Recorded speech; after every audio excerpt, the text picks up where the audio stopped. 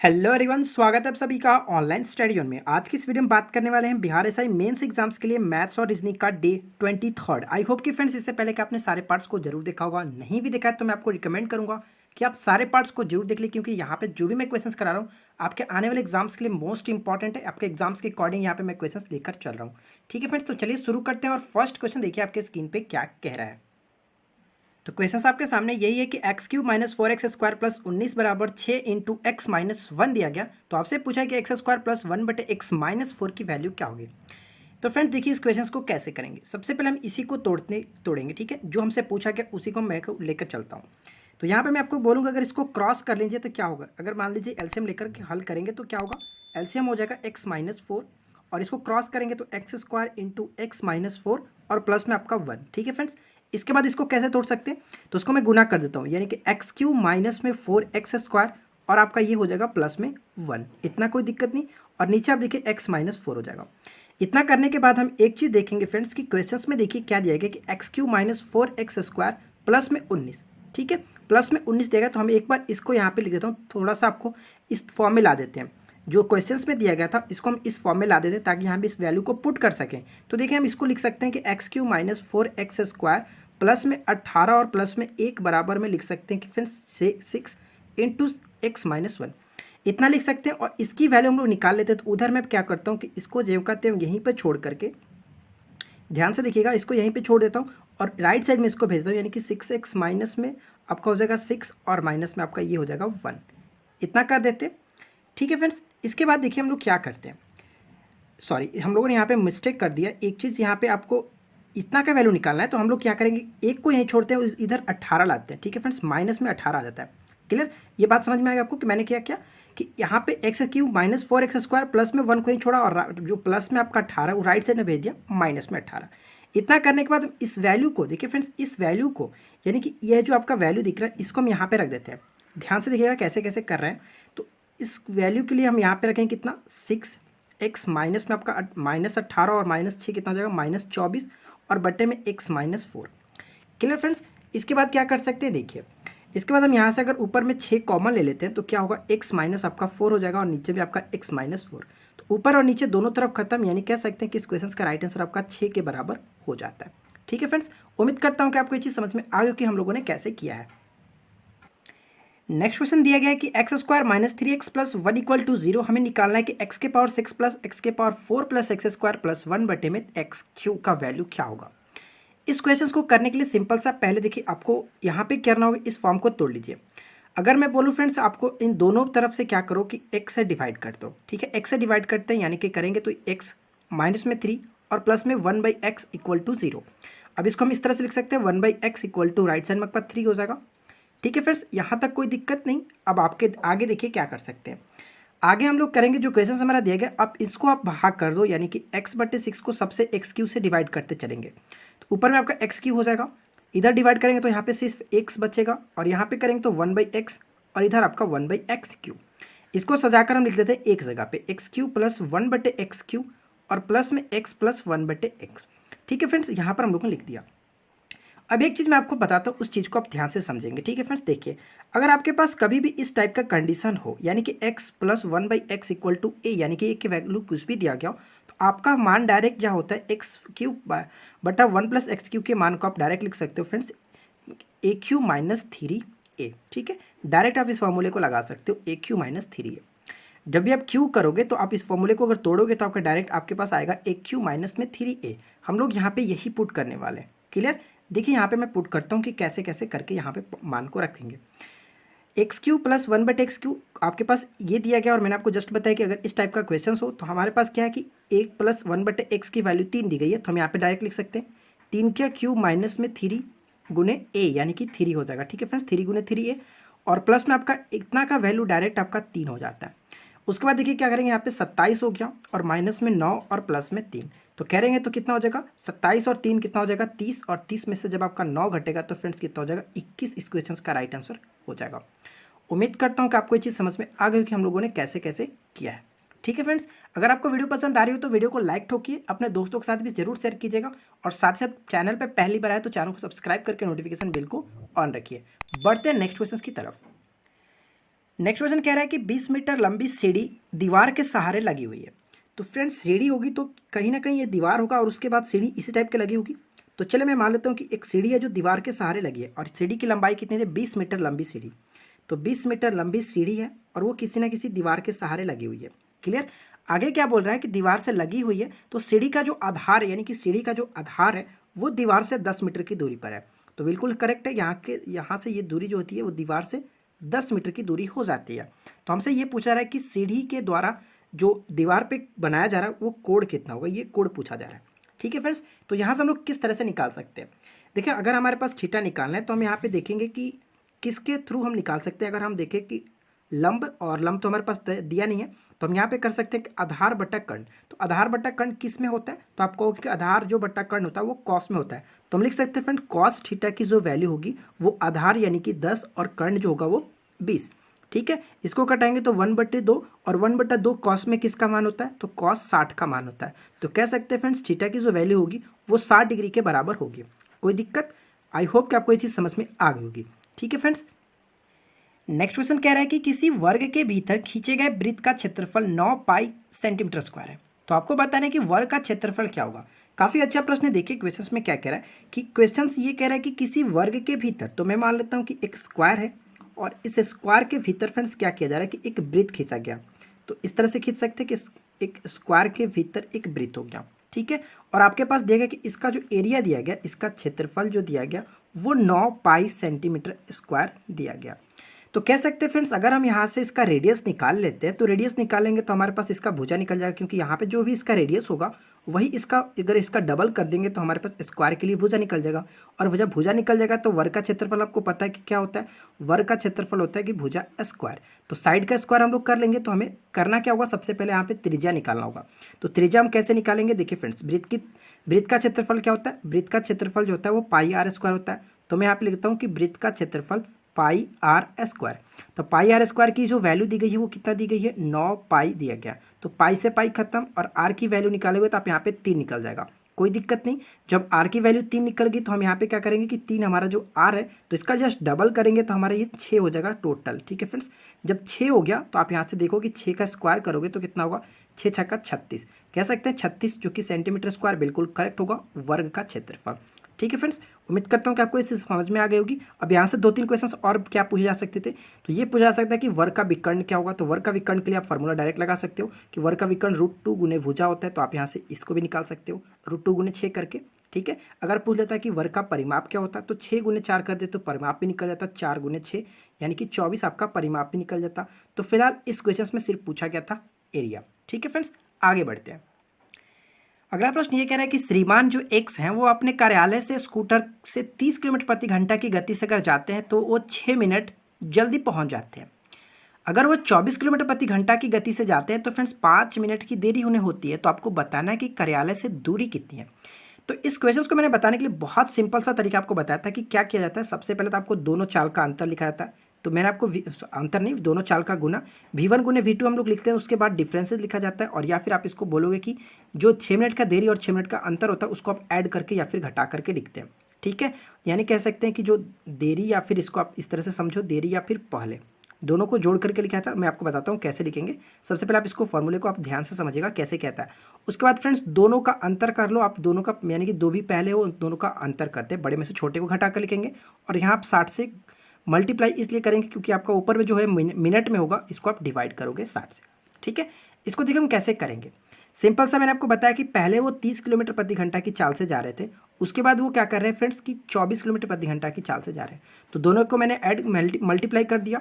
उसके बाद देखिए क्या होता है, 6 मिनट जल्दी पहुंच जाते हैं और 5 मिनट देरी। यानी फ्रेंड्स कहने का मतलब ये हुआ कि 6 मिनट पहले पहुंच जाते हैं, 6 मिनट पहले ही पहुंच जाते हैं। और आप यानी कहने का मतलब जब भी दोनों उल्टा हो तो आप इन दोनों को ऐड करके लिखोगे। ठीक है, 11 हो गया 6 मिनट पहले। और अगर दोनों सेम हो, यानी कहने का मतलब ये हुआ कि अगर किसी चाल से जाते और 6 मिनट पहले पहुंच जाते हैं, अगर किसी दूसरे चाल से जाते वो 2 मिनट पहले पहुंचते, यानी दोनों पहले हो या फिर दोनों बाद लेट से हो, तो आपको क्या करना है कि वहाँ पे घटा कर लिखेंगे। तो फिलहाल दोनों यहाँ पे अलग अलग था, इसलिए हम दोनों को ऐड करके लिखेंगे। दोनों चाल का अंतर यानी कि 30 में से 24 को घटाएंगे तो कितना हो जाएगा 6। और मैंने आपको 60 से यहाँ पे भाग करने के लिए इसलिए बोला था इससे, क्योंकि ये मिनट में था, इसको घंटा में हम लोग चेंज करने के लिए 60 से करेंगे।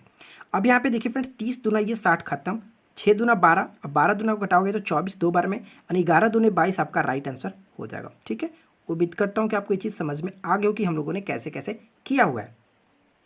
नेक्स्ट क्वेश्चन क्या कह रहा है कि किसी वस्तु का लागत मूल्य निर्धारित मूल्य का 64% है। ध्यान से समझिएगा, यहाँ पे क्वेश्चन क्या कह रहा है कि लागत मूल्य निर्धारित मूल्य का 64% है। कहने का मतलब ये हुआ फ्रेंड्स कि निर्धारित जो मूल्य है उसका 64% है। कौन सा? तो क्रय मूल्य। तो हम लोग ये मान लेते हैं कि जो हमारा मार्केट प्राइस था वो 100 रखा गया है, मार्केट प्राइस 100 रखा गया है, तो ये कह सकते हैं कि जो उसका सीपी था, कॉस्ट प्राइस था, वो कितना, इसका 64%, तो इतना था।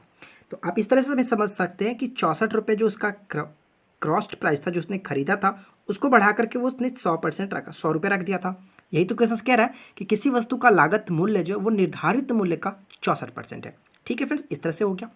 अब यहाँ पे देखिए क्वेश्चन में क्या कह रहा है कि निर्धारित मूल्य पर 12% की छूट दी जाती है।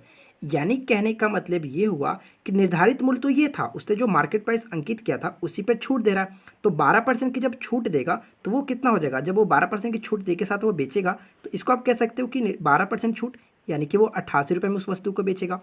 अब आप क्वेश्चंस को ध्यान से देखिए, क्वेश्चंस में पूछा है कि लाभ प्रतिशत क्या होगा। तो मैं आपको बोलूँ फ्रेंड्स कि अब वो 64 रुपये में खरीदा था, 88 रुपये में बेच रहा है, तो कितना रुपये का प्रॉफिट हो रहा है उसको। आप यहाँ से इसको घटाकर लिखोगे कि यहाँ पे आप देखो, बोलोगे 8 में से 4 गया 4, और यहाँ पे 8 में से 6 गया 2, 24 रुपये की प्रॉफिट हो रही है। कितना पे अगर परसेंट निकालना है तो हमें 64, यानी कि नीचे लिखेंगे 64 रुपये पे अपने परसेंट निकालना है, और गुना आपका 100। इसको कैसे घटाएंगे, देखिए अगर इसको घटाए 8 तरीके 24 होता है, और 8 ही 8 64 होता है। 4 से घटाएंगे तो 4 दूना 8, और 25 चौका 100, 25 तिहाई कितना होता है 75, और बटे में 2, तो कह सकते हैं फ्रेंड्स 37.5% का उसको प्रॉफिट होगा। इस क्वेश्चन का यही राइट आंसर हो जाएगा। आपको इसी तरह से बनाएंगे शॉर्ट में, एकदम बिल्कुल भी दिक्कत नहीं होगा। ठीक है, आगे बढ़ते हैं। नेक्स्ट क्वेश्चन कह रहा है कि चीनी की कीमत में 20% की कमी हो जाने पर मुझे 600 रुपये में 5 किलो अतिरिक्त चीनी खरीदने का अवसर मिलता है। कीमत में कमी होने से पहले चीनी का कीमत कितने रुपए किलो था। मैंने आपको बताया था फ्रेंड्स, इस टाइप के क्वेश्चन जब भी आपसे पूछे कि चीनी की कीमत पहले कितना रुपए था, तो पहले जब बोले तो आपको यहाँ पे डायरेक्ट क्या करना है कि घटा करके लिख देना 20, और बटे में जस्ट पहले, अगर पहले की कीमत पूछे तो आपको करना क्या है, 100 में से आप 20 को घटा लीजिए, 80 करेंगे। अगर क्वेश्चन में पूछता कि वर्तमान चीनी की कीमत क्या है, तो आप यहाँ पे डायरेक्ट 20/100 लिखते हैं। इस चीज़ को आप समझेंगे। ठीक है, अब देखो 20/100, यहाँ पे 600 रुपये की बात की जा रही, रुपया और कितना केजी, तो यहाँ पे 5 केजी। बस सिंपल सा क्वेश्चन, जब इसको कटा लोगे आंसर आ जाएगा। तो चलिए मैं आपको बताता हूँ, देखिए 20 चौका 80 बिल्कुल खत्म, इसमें कोई दिक्कत नहीं होगा। अब इसको कटा लेते, देखिए 15 चौका 60। ठीक है फ्रेंड्स, 15 चौका 60, और 30 पंजे 150, तो कह सकते हैं कि 30 इस क्वेश्चन का राइट आंसर होगा। 30 रुपया बिल्कुल राइट हो जाएगा। ठीक है फ्रेंड्स, पहले जो कीमत था वो 30 रुपये के बराबर था। इस क्वेश्चन को इसी तरह से बनाते हैं। ठीक है, उम्मीद करता हूँ कि आपको समझ में आ गई होगी। अगला क्वेश्चन क्या कह रहा है कि ए बी की तुलना में 3 गुना सक्षम कारीगर है। देखिए फ्रेंड्स, यहाँ पे ए है और बी है। क्वेश्चन में क्या कह रहा है कि ए बी की तुलना में 3 गुना सक्षम कारीगर है। जब 3 गुना सक्षम ए है तो कहने का मतलब ये हुआ कि एक जो कार्य को 1 दिन में करता होगा तो बी उस कार्य को 3 दिन में करता होगा। यही तो बात कह रहा है। अब मैं आपको ये बोलूँ कि यहाँ पे क्वेश्चन में क्या कह रहा है कि इसलिए वह एक कार्य को बी की तुलना में 60 दिन कम समय में लेता है। तो इस तरह से कह सकते हैं, अगर ये 90 दिन में कोई कार्य करता होगा तो ये इसके 60 दिन कम, यानी कि 30 दिन में करता होगा। ये बात आपको समझ में आ गई, कोई दिक्कत नहीं होगा। अब यहाँ से हम दोनों को एलसीएम लेंगे, 30 और 90 का एलसीएम कितना हो जाएगा फ्रेंड्स, 30 और 90 का एलसीएम डायरेक्ट आप 180 लिख सकते हो। ठीक है, 180 लिख से, और यहाँ से देखो इसको कटाएंगे तो ये 6 बार में कटेगा, 30 छक्के 180 होता है, और 90 दूना 180। तो कह सकते हैं क्वेश्चन में क्या पूछा गया था कि दोनों मिलकर कितने दिन में करेंगे। तो ए और बी दोनों मिलकर के कराना है, यानी कि 180 टोटल वर्क को इनकी इफिशियंसी से, यानी कि टोटल 8 है, डिवाइड कर देंगे। यहाँ से देखो 4 दूना 8, 45 पंजे 45 चौका 180 होता है, तो 45/2 करोगे तो यहाँ पे क्या आ जाएगा 22 सही 1/2। क्वेश्चन का राइट आंसर यही होगा। आप ऑप्शन शुरू मैच कर लीजिए। ठीक है, आई होप कि आपको ये चीज़ समझ में आ गई होगी। चलिए बढ़ते हैं नेक्स्ट क्वेश्चन की तरफ। क्वेश्चन नंबर 9 देखिए, यहाँ पे लॉग से क्वेश्चन दिया गया, तो चलिए हमको बताते हैं कि लॉग वाले इस क्वेश्चन को कैसे करेंगे। सबसे पहले क्वेश्चन क्या दिया गया, log 2 और इसके पावर में है x + 2। ठीक है फ्रेंड्स, और राइट साइड में दिया गया log 16 दिया गया। तो इसको हम कैसे करेंगे, यहाँ पे हमें x की वैल्यू निकालनी है। तो चलिए मैं आपको बताता हूँ कि यहाँ पे इस x की वैल्यू कैसे निकालेंगे। जब भी फ्रेंड्स log के पावर में रहता है वो इसके जस्ट इधर आ जाता है। इसको करते हैं x+2 और ये आपका log 2 हो जाएगा, ठीक है। इसके बाद करेंगे इसको कैसे तोड़ेंगे, log 2 के बेस में तोड़ेंगे, क्योंकि यहाँ पे 2 दिया गया तो log 2 के पावर 4 में कर देंगे तो 16 आ जाएगा, कोई दिक्कत नहीं होगा। उसी तरह से हम यहाँ पे लिखेंगे x+2 जेव का त्यों और log 2 सेम टू सेम, इस पर कोई दिक्कत नहीं। जो पावर आता है वो स्टार्टिंग में आता है तो इसको मैं शुरू में लिख देता हूँ और log 2 आपका हो गया। यहाँ से log 2 से log 2 खत्म, यहाँ पे बच्चा फ्रेंड्स x+2 = 4 और यहाँ से x की वैल्यू निकालोगे तो 4 - 2 जो कि x की मान 2 के बराबर हो जाता है। यही इस क्वेश्चन का राइट आंसर है, बिल्कुल इजीली, कोई दिक्कत नहीं होगा। और आगे हम लोग जैसे जैसे पार्ट आगे बढ़ाएंगे तो लॉग वाले क्वेश्चन और अच्छे अच्छे क्वेश्चन मैं आपके साथ डिस्कस करूंगा। बढ़ते हैं नेक्स्ट क्वेश्चन की तरफ। अगला क्वेश्चन यहाँ पे दिया गया, दो समरूप त्रिभुज ABC तथा त्रिभुज PQR के परिमाप दिए गए। तो चलिए हम लोग यहाँ पे बना लेते हैं। एक त्रिभुज दिया गया और एक और त्रिभुज दिया गया और इन दोनों का जो परिमाप है पहले ABC है और PQR है, ये दोनों त्रिभुज समरूप है, ठीक है फ्रेंड्स। और इनका जो परिमाप दिया गया वो पहले का 36 दिया गया, पहले का 36 और दूसरे का 24 है, ठीक है। यहाँ पे इस तरह से क्रमशः यहाँ पे दिया गया। और आगे क्वेश्चन में क्या बोल रहा है कि PQ जो है, PQ यानी कि इसकी जो वैल्यू दी गई है वो 10 के बराबर है। तो हमसे पूछा है कि AB की वैल्यू क्या होगी। देखिए इस टाइप के क्वेश्चंस को कैसे करते हैं, सिंपल सा जो इनका परिमाप दिया गया परिमाप का अनुपात कर लीजिए 36/24, पहले वाले का अनुपात दूसरे के साथ, और जस्ट इनकी भुजा का अनुपात करेंगे। तो भुजा कितना होगा, जिस इस त्रिभुज का हम लोग लिए थे तो इस त्रिभुज का भुजा AB जो निकालना हो तो उसी का कंपेयर करेंगे, AB और इसके साथ PQ। तो PQ का हमने यहाँ पे कंपेयर किया। उसके नीचे हम लोग क्या लिखेंगे, 36/24 जो ये लिखा है सेम टू सेम, और इनका वैल्यू को पुट कर लेते हैं। AB हमें निकालना है तो AB को AB छोड़ते हैं। PQ का मान 10 दिया गया तो यहाँ पे मैं 10 लिख देता हूँ। अब यहाँ पे देखो 12 तिहाई 36, 12 दूना 24 और 2 पंजे 10, क्रॉस में करेंगे तो AB की वैल्यू कितनी निकल जाएगी, 5 तिहाई 15। तो कह सकते हैं इस क्वेश्चन का राइट आंसर होगा ऑप्शन नंबर, जो कि आप देख सकते हैं फ्रेंड्स बिल्कुल करेक्ट हो जाता है, ठीक है। तो यहाँ पे हमारा राइट आंसर क्या होगा, जो कि AB की वैल्यू 15 के बराबर हो जाती है। उम्मीद करता हूँ फ्रेंड्स आप लोग को आज की सारे मैथ के क्वेश्चन अच्छे समझ में आ गए होंगी। अगर आपको वीडियो पसंद आया तो वीडियो को लाइक ठोकिए, अपने दोस्तों के साथ भी शेयर कीजिए। और फ्रेंड्स बढ़ते हैं रीजनिंग के क्वेश्चंस की तरफ। देखिए फ्रेंड्स रीजनिंग का फर्स्ट क्वेश्चन क्या कह रहा है कि यहाँ पे अनुपात दिए गए किसके साथ कौन मैच किया। जैसे रवि की फसल के साथ जई को मैच किया क्या, उसी तरह से हमसे पूछा है कि खरीफ की फसल किसके साथ मैच होगा, सरसों, गेहूं, जौ और धान। तो यहाँ पे हम देखिए फ्रेंड्स, अगर मैंने आपको ट्रिक भी बताया था कि खरीफ फसल के अंतर्गत कौन कौन से आते हैं, अगर यहाँ पे सरसों, गेहूं और जौ को देखोगे तो वो ऑलरेडी रवि की फसल में आती है। तो सिर्फ और सिर्फ यहाँ पे आप जो धान देख रहे हैं वही एकमात्र जो कि खरीफ फसल में आएगा। तो ऑप्शन नंबर हमारे यहाँ पे डी बिल्कुल करेक्ट हो जाता है, ठीक है फ्रेंड्स। इस क्वेश्चन का राइट आंसर होगा ऑप्शन नंबर डी। देखिए नेक्स्ट क्वेश्चन में क्या दिया गया। सेकंड क्वेश्चन काफी अच्छा प्रश्न यहाँ पे कह रहा है, 12 नंबर क्वेश्चन को ध्यान से देखिए। कह रहा है फ्रेंड्स संबंधित अक्षर या वर्ण या संख्या का चयन करना है, और यहाँ पे दिया क्या गया उस चीज को आप समझ लीजिए। यहाँ पे दिए गए CM का जो रेशियो है वो P के साथ मैच किया गया। उसी तरह से आपसे पूछा गया कि PM का जो अनुपात होगा वो किसके साथ होगा, ठीक है, यही क्वेश्चन है। तो सबसे पहले इस पैटर्न को समझते हैं कि क्या यहाँ पे जो CM का जो P किस तरह से लिखा गया। देखिए फ्रेंड्स C कितना पे आता है, 3 पे आता है, M कितना पे आता है, 13 पे आता है। तो इन दोनों को हम ऐड करेंगे तो कितना होगा, 16, और 16 का मतलब क्या होता है P, ठीक है, इस तरह से कह सकते हैं। तो चलिए यहाँ पे भी देखते हैं, P का मतलब कितना हो 16 और M का मतलब हो गया 23। कहने का मतलब क्या हुआ, टोटल हो गया आपका 29। अब अल्फाबेट में 29 तो होता नहीं है, यानी कि इसको इस तरह भी तोड़ सकते हैं, 26 और प्लस 3। तो 26 तो आपका Z तक कंप्लीट होता है और उसके बाद 3 आगे जाएंगे तो ये ABC आ जाएगा। तो कह सकते हैं इस क्वेश्चन का जो राइट आंसर होगा वो C के बराबर हो जाएगा। इसी तरह से आगे बढ़ते हैं, जब भी इस टाइप का अगर क्वेश्चन आपके सामने है तो अगर 26 से आगे बढ़ता है तो आप स्टार्टिंग फिर से कर दीजिए 27A मानकर, 28B मानकर, उसी तरह से आगे बढ़ेंगे। तो यहाँ पे जो 29 आ रहा है वो C को हम तोड़ सकते हैं, 26 + 3, तो C हमारा करेक्ट आंसर हो जाएगा, ठीक है फ्रेंड्स। आगे बढ़ते हैं। तो नेक्स्ट क्वेश्चन क्या कह रहा है कि JN का अनुपात TB के साथ है, तो आपको बताना है कि PB का अनुपात किसके साथ होगा। तो सबसे पहले इसको समझते हैं कि क्या किया गया। देखिए फ्रेंड्स J कितने नंबर पे आता है, तो आप बोलोगे कि J जो आता है वो फ्रेंड्स कितने नंबर पे आता है, तो आपको पता है कि IJ, ठीक है, HIJ यानी कि 10 नंबर पे आता है। तो 10 नंबर पे आता है, तो अगर हम इसको देखें तो T यानी कि 10 या T जो आता है वो 20 नंबर पे आता है। तो इस तरह से कह सकते हैं इसमें जो हुआ है वो 2 से गुना हुआ है। तो यहाँ पे भी देख लेते हैं क्या क्या हो रहा है।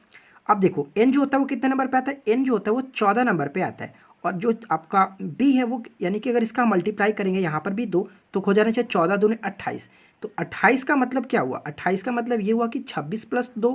तो 26 तो मैंने आपको जस्ट ऊपर में बताया था कि 26 का मतलब जेड खत्म और उसके बाद ए और बी यानी कि 2 नंबर पे बी आएगा, तो बिल्कुल करेक्ट है कि जस्ट इसका दुगना किया गया। तो सेम सेम हम यहाँ पे वही फॉलो करेंगे, ठीक है। जैसे बी पी कितना होता है, तो पी हम लोगों ने देखा कि 16 होता है, 16 गुने 2 करेंगे तो 32। 32 का मतलब क्या हुआ फ्रेंड्स, 32 का मतलब हुआ 26 प्लस 6।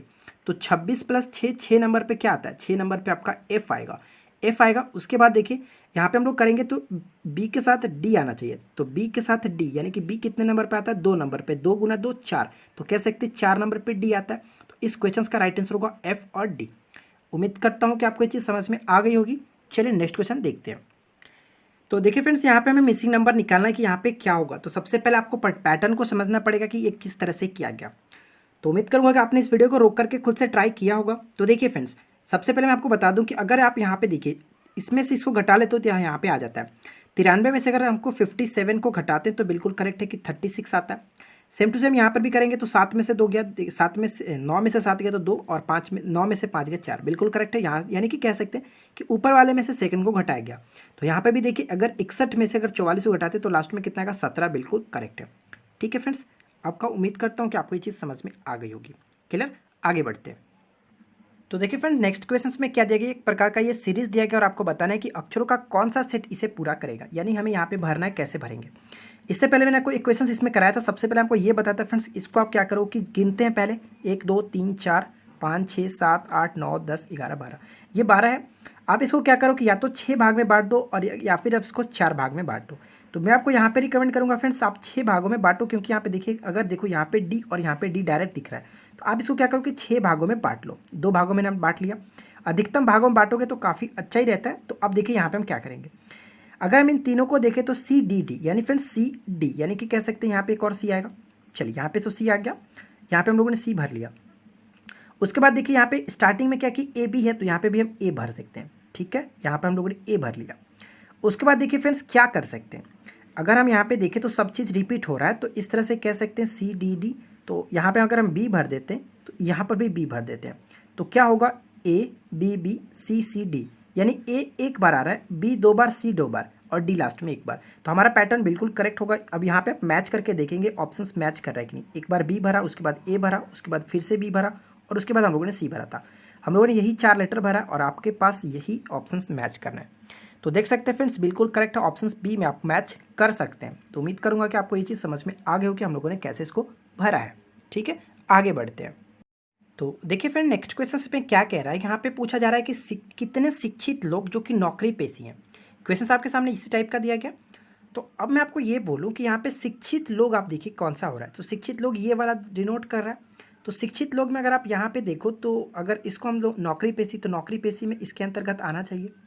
तो इसके अंतर्गत में कौन कौन सा आ रहा है, तो आप बोलोगे कि 12 आ रहा है, 14 आ रहा है, लेकिन 14 आ रहा है लेकिन इसमें तो नहीं आ रहा है ना, क्योंकि इसमें तो हमें देखना शिक्षित लोग भी। तो 14 तो ये कट जाएगा, 10 भी काट देंगे, क्योंकि 10 क्यों नहीं आएगा, क्योंकि ये इसके अंतर्गत नहीं आ रहा है, इस त्रिभुज के अंतर्गत, तो ये भी खत्म। तो अब आप बोलो 22 भी नहीं आएगा, क्योंकि 22 आएगा तो ये आप नौकरी पेशी में नहीं आएगा। तो आपके पास कुल मिलाकर देखें तो 6 और ये 12, तो टोटल कह सकते हैं कि 6 और 12 जो 18 लोग हैं वो शिक्षित और नौकरी पेशी हैं। तो ऑप्शन नंबर आप देख सकते हैं 18 बिल्कुल करेक्ट आंसर हो जाएगा। तो देखिए फ्रेंड्स, यहाँ पे जो भी मैंने क्वेश्चन यहाँ पे डिस्कस किया तो काफ़ी इंपॉर्टेंट था, और आपके लिए छोटा सा क्वेश्चन मैं आपके स्क्रीन पे दे रखा हूँ। आप इसका क्वेश्चन राइट आंसर नीचे कमेंट्स करके बताइए कि क्या होगा राइट आंसर। क्यूज क्वेश्चन आपके सामने ये है। तो फ्रेंड्स, अगर आपको वीडियो पसंद आया तो वीडियो को लाइक कीजिए, अपने दोस्तों के साथ शेयर कीजिए, और चैनल पर पहली बार आए तो चैनल को सब्सक्राइब करके नोटिफिकेशन बेल को ऑन कर लीजिए, इस तरह की रेगुलर वीडियो को पाने के लिए। मिलते हैं नेक्स्ट वीडियो में। Thanks for watching, keep learning, have a good day.